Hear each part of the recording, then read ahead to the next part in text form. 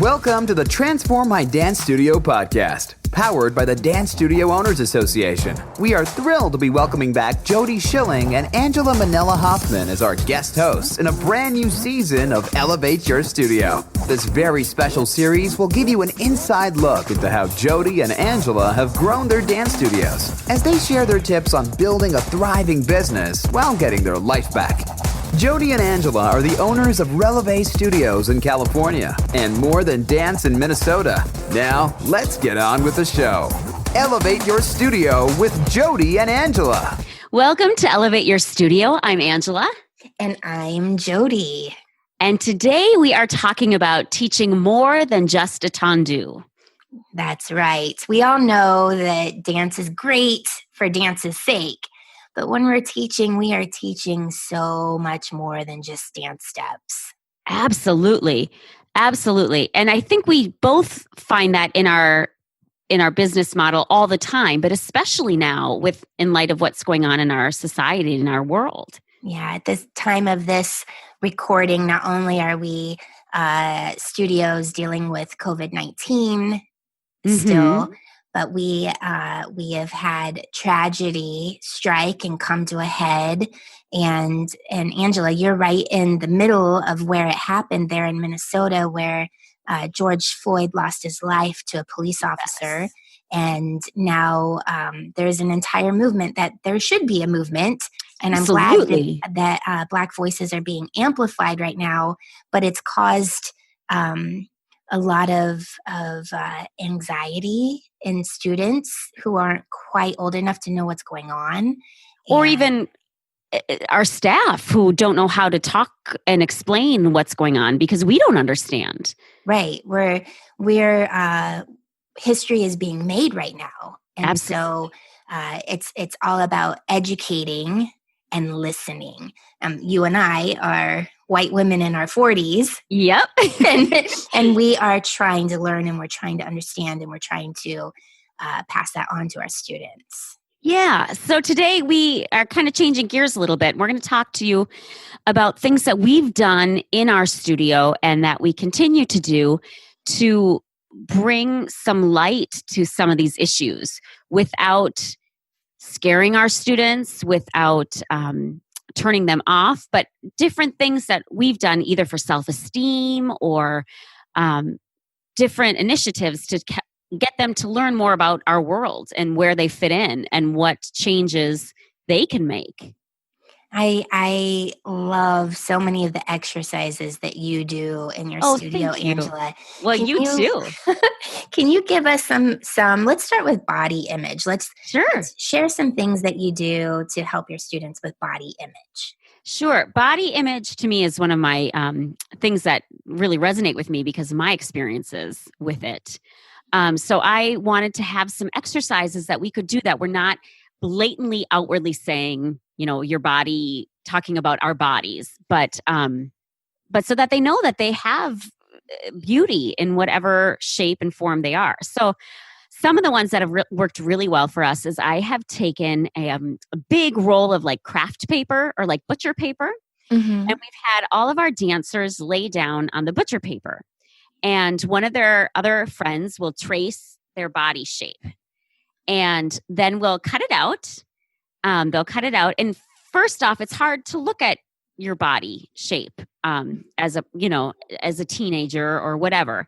And that in itself was hard for some of our students. But then what we did was we took the body, the paper body, and we had each person write something on the body that they thought was beautiful about that person.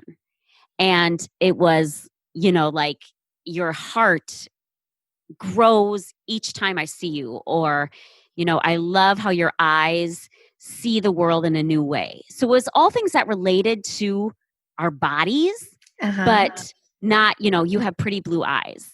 Or, your brain is so intelligent to create all of these new kinds of things. And having the kids get their paper body back was so moving when they started to read and see the image that some of them hated seeing, but to see the image with all of this beauty and this joy about them inside the frame of their body. It was really powerful. I love that. Well, one, you're teaching kids to give deeper compliments and to Yes. really see people. And then two, you're teaching kids how to receive compliments. I think Which is so hard. It is so hard. It really is. Yeah. I love that. It's like one big love bomb. I love bombs. I love it too. That is so great. Do you have any others for body image? Yeah, for body image, we have also had the dancers stand in front of the mirror. This is for some of our older dancers. They would stand in front of the mirror and we would kind of turn off the lights and they would stand in front of the mirror and just with their arms down to their sides and think about the things that they did not like about themselves in their heads. And then we turned that around to, my thighs are too big, to turning it around to, I am so grateful that I can walk because there are some people who can't. And in my studio, we have dancers who are in wheelchairs and we have a large number of dancers with special needs. So they're constantly seeing that dance comes in all forms and all varieties and all shapes and sizes. So it's just a turning around, or even when, with the little kids, when we do when we bend over to touch our toes, I always say, thank your legs for helping you walk today, or thank your arms for being able to stretch wide. And we do a lot of spatial awareness, especially with our 2 and 3-year-olds, about how you can make your body bigger and how you can take up space and what that does. And when you're walking through the street, how much space do you take up? Do you ever feel bad taking up space? Do you try to make yourself small? Just little things like that so that they can start to be aware of the power that they have in their own space. I know that sounds really hokey, but... No, not at all. I love it. And I think Oh, go ahead. No, I was just going to say that reminds me that, like, for us, I'm very conscious of our costuming. Yes. To make sure that all shapes feel comfortable. And our community is so diverse. We even have some students who can't wear, for religious reasons, some dance attire. And so we have exceptions. Even in our recital, like, we have adjusted costumes to incorporate all the different needs of our students. That's fantastic, Jodi. I know you have such a diverse population We do. Where your studio is located. I find this too with even with hair, with our dancers with their hair. I've had to learn, that there are differences in races between how we view our hair and how important that is. So if a student does not want to wear a bun because of a cultural reason, we've adapted to that and we understand that and support that within the health and safety guidelines that we have for our studio. Absolutely. Absolutely. Have you ever had to deal with that type of thing? And yeah, we have definitely, we have dealt with the ballet bun issue, and actually you were with me when I had to seek advice from a dance studio owner who could coach me in that area on how to navigate the subject, because for me to teach how to get it tied back is not the same as having another, like a Black mother, show another mother how to do it, because I don't have that experience. And to me, that was something that was so eye-opening that I never had even thought. I mean, that just shows it just shows the history that I didn't even think that hair, as an example, would be that important and that culturally important to, some of my students. And I want to be aware of that. And I want to be aware of what I may be doing that inadvertently may offend somebody. I think it's all about us continually learning and trying and really, really listening so I that think that's that we can be aware. yeah. I think that's so true. I think that's so true. And we've started to really try to make sure that we have all different types of tights in stock, all Mhm. different skin tones. I try to make sure that all of my, images around the studio include all different types of dancers. What are Us some too. practical things like that you've done in your studio, Jody? Well, our values are very inclusive. For Mhm. me, even just hiring, I am very aware when I'm hiring to make Sure. sure that my teachers are as diverse as my students. That's I think fantastic. it is so important to do that, and I think that I've accomplished that, and Yeah. I'm and man, I can't tell you how much I love my teachers. Like That's I really, great. really do, and I'm grateful for them all the time. But this last week, I've been especially grateful uh, Yeah. to them and how they've been such examples to my students, not just this week or last week, but Right. like since I've hired them. Sure. So yeah, Have so that's you one, just having my teachers ref reflect my student base and community.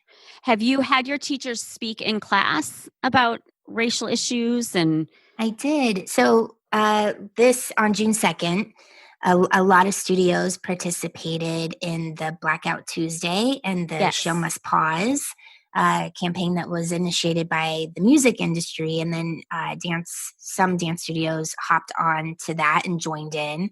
Mhm. Um, for us, we met. I talked to some of my key staff, and we were talking about it, and it wasn't sitting with our mission or values. We're a Right. children's dance studio, so we were wanting to provide some normalcy, and we feel Yes. that dance is a very healing thing, and that our students needed us. Uh, Especially now when we've had such yeah, different classes with COVID. yeah, and so we're in Los Angeles, and things are very heated here, and rightly so. Yeah. But so I had a teacher who wanted to participate in the pause. Mhm. We did pause our social media, but we kept our classes going on June 2nd because the other teachers wanted to speak to their students about what was going on, and also to just listen to how they were feeling and Don't you to find that yeah, our students need somebody to listen? I mean, they yeah, just wanna talk. yeah, So, yeah, I'm so glad that you held a space for that. yeah. So yeah, I allowed it, and it went so great, Angela. Yeah. The teachers invited the parents into the rooms. Okay. They've invited them into their own living rooms Well, essentially because we're yeah. teaching via Zoom. But so the parents were there and the kids were there, and our teachers who happened to be persons of color, Sure. they were leading the discussion, but mostly listening.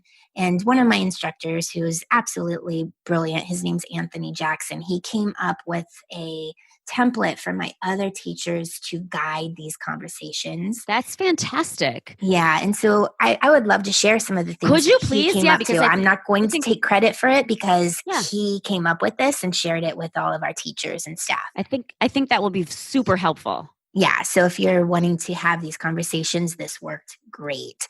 So he wanted to make sure that everyone felt comfortable with the conversation that was about to Okay. happen, and he invited the parents into the rooms and said that anyone who didn't want to participate did not need to. Sure. Uh, and then he talked about just tuning out the noise that's happening in the media and news and on your phones and tablets and iPads, Yeah. and staying grounded and anchored in their purpose. I So love that. I just love that. such words of wisdom. Uh, Yes. yeah. And then he talked about being informed. So to talk to your parents, talk to your guardians, talk to your loved ones and your teachers and your mentors, and Mhm. ask questions. There are no bad questions. There's no wrong questions. A That's great. question is a way for you to become educated. And so he was Yeah. encouraging that and saying, you can set the example for other people to ask questions. That's So that was really fantastic. cool. So it opened it up really nice. So Yeah. then he said, don't be intimidated to talk about race or ethnic Okay. issues. Yeah. And there was a lot coming from a man who happened to be Black, who was their Right. teacher. And he's like, you don't need to be afraid to talk to us about this. We want to inform, we want to help educate. That's fantastic. So that was very cool. He said, don't be afraid of people that are different from you. There's no right or wrong if you're listening. Yeah. Right. Absolutely. And not passing judgment before you listen, and to make sincere connections with people and let them know that you're there for them, and they'll let you know that they are there for you. So finding things that are interesting about people who might look different than you. Yeah. Yeah. So I that have an was cool. example of that too after you're done. Yeah. That's Yes. great. So we'll go into some exercises about that. Yeah. But then he said, navigate your curiosity. And he led them down this discussion about paying attention and noticing things. And then he said, it's okay if you don't know what to say when you see something that is upsetting. You don't have to fix it. You just have to say, this isn't right. Yeah. That's a really empowering statement. Isn't that? I thought it was brilliant. And then he talked on about making things relatable, and that sometimes the topics are uncomfortable. So try to take it to a casual environment to just That's have, great. Yep. an easy conversation. And then to be open about addressing your mistakes. So it's okay if you mess up and you say something that might hurt someone else's feelings, but you just have to acknowledge it and apologize, and then do better next time and try to fix that. And I think in their classes they went through some examples of how that has happened at school to them. Sure. And then how relationships have been repaired. That's And great. and then he said he went on about being an advocate for others who are not the same as you. Very cool. And he just said that the world is not getting any less diverse. In fact, it's glorious. It's getting more diverse, and that we have to embrace it and do all things with love. And I also, this is just like, it's a motto of Releve. It's my motto. You do all things with love. You lift others up. And so AJ, his name's Anthony Jackson, he embodies that as one of my instructors. And he's just been leading some great conversations. So I encourage you to let your instructors lead these conversations. And if you want me to email his template to you, I'd be happy to do that. You can connect with me on Facebook at Jodi Shilling, JodiShilling, or you can email me at Jodi, Jodi, at relevestudios.com, and I'll share his conversation guideline. It's really good, you guys. It's brilliant. It really is. And it I think it works for all age levels as well. You can tailor it to the different ages. Yeah. That's wonderful. We did that's really powerful. We did an exercise a couple of nights ago where we called it Love Louder. And that's kind of our motto for our older students, to love louder, however that embodies itself. But one exercise that we did was when we were talking about taking in compliments. I think if you can, as a teacher or as an adult, inspire people to feel good about themselves, they're less likely to hurt others. I mean, we know that. Right. And that's, I think, my mission. I know that you feel that that's your mission as well, is that we need to provide our students with this self-confidence and self-appreciation, not cockiness, but knowing that they are gifts here in this world. Absolutely. So, do you mind if I share a little bit of our Please do. Okay. So we had all of our students, we were doing this again, a virtual class, But I had each of my students write down 3 things about every single student in the class. And the first one was something they have in common. Mm-hmm. The second one was something they admire about that person. And the third is something that they learned from that person. And we're kind of ending our season, so it's a good kind of final way to wind down. But one of the things that's important is how it's delivered. So not just to say, we have in common that we both like this TV show or things like that. So the first time we did it, we just answered the one question. Mm-hmm. I have in common with you, Jodi, that we both love to make people happy. And so we went around the room doing that, or went around the call doing that. And it was difficult for students even to take that in, that goodness about themselves. Mm-hmm. So then the second time we did the last 2 questions together. And I put that student in the spotlight video so all they could see was themselves. And they could hear these voices coming in saying, I admire that you know how to make people smile and laugh. And one thing I've learned about you is that, or one thing I've learned from you is that I need to see deeper inside people. Mm. And I have 2 other instructors in this class because it's our older students and it's our triple threat class. And having the teachers tell the students what they learned from them, what I learned from my students, and talking to them and telling them those things was so empowering and impactful, because some of those kids said, I never knew you would learn anything from me. And we ended up having one student who was saying that she had been having some thoughts of hurting herself and not coming to class that night. And with all the stress and anxiety going on, she said, I'm just going to come to class and, just try to. So in that moment, we realized that us all as a collective really helped in some ways save her life. Yeah. And I think that we have such a powerful mission as teachers and educators in the arts to do those things. I think it's something we have to take as a responsibility. Oh, for sure.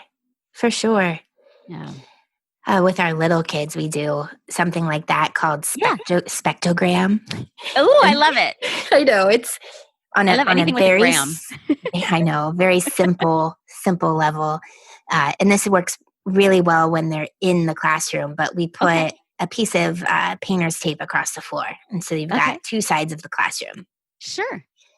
And this is great to learn things they have in common, but also things that they have different about them, because differences are just as beautiful as commonalities. Absolutely. And so on a kid level, it's like, I like pizza or I don't like pizza. And they go stand on the side of the room, or I have brown eyes and I have blue eyes, or, I don't have brown eyes.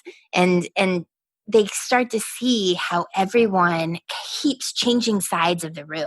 Yeah. Like no one is exactly the same. And then we unpack it afterwards. Like, what did you find out about your friends? And it's just really fun on a very, very basic level. It works really well with like ages 4 to 7. I think that's to perfect. Start that conversation about what's the same, what's different, how is it beautiful still? And it's cool. Yeah. And I think too, it's great because we have these kids in an environment where they feel safe already. Right. Because, we know them, they trust us.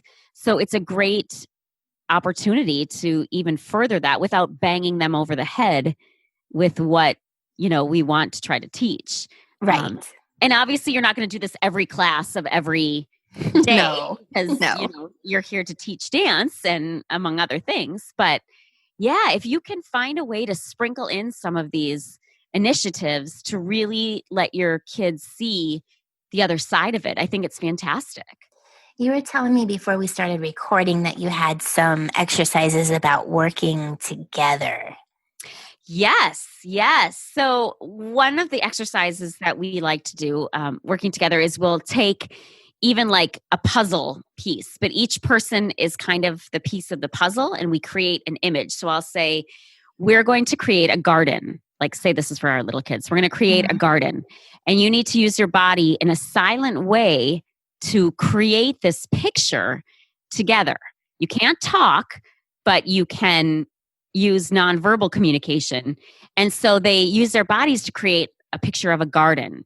They use their bodies to create a jungle scene or something like that. And it's using their creativity and their bodies and their dance abilities to really create something. Then we take a picture of it and we kind of dissect that. And it's a really fun kind of simple exercise. Or we do something where, we all grab hands and then we get in a big knot and then try to unhook our hands. We've done like 3-legged dances together. You know how you do 3-legged races? So fun. So we've tried to have 2 dancers together do their dance, like one of their ballet dancers or something connected together. And just seeing how those kind of things work. It's really, just simple things, but they make an impact. And they may, your students may not realize it right away, but they will remember. They'll remember how they feel about it. Even if you have them choreograph, we do this at least once a month, even with younger students, where they each choreograph 1 count of 8 and create 1 dance together. Isn't that awesome? And then we film it for the parents and send it home, and we're like, this is what the kids created today. And they take such pride in working together. And I think that's cool. I do too. And I think too, if you can somehow create a stronger bond, even with the teachers and the students, so that it's not just the teacher is so much above me and the student is so much more below, having your teachers communicate with your students about their experiences as a dancer and what it was like when they were in ballet class and everybody else knew how to do 3 turns and they couldn't, just things like that to break down the barriers. Obviously there has to be a teacher-student separation, but I think it's powerful when kids realize that these people they look up to are just the same. Yeah. Just to wrap up, because we're running out of time, my personal philosophy is that the more that you can love and pour in and give to someone else, the more they're going to love and pour out and give to someone else. It's like a ripple. And so I always tell my staff that, like, just pour yourself into these kids, because they're going to ultimately pour it into someone else. And we want to have them pouring in to other people positive things. So let's make sure we're pouring in positivity to these kids. Absolutely. And thank you so much for listening today. And if you have ideas, we would love to hear them. So you can email us or find us on Facebook. But we really would love to have a collective of all of these great ideas that we can bring into our classrooms. Thanks for listening. We hope you enjoyed this week's episode of Elevate Your Studio on the Transform My Dance Studio podcast. You can learn more about Jodi and Angela, plus the behind-the-scenes stories from 19 other successful dance studio owners from around the globe in our brand new book, Dance Studio Secrets: 65 Ways to Build a Thriving Studio, is now available on Kindle and paperback from Amazon.com. See you next week for a new episode with our special guest hosts.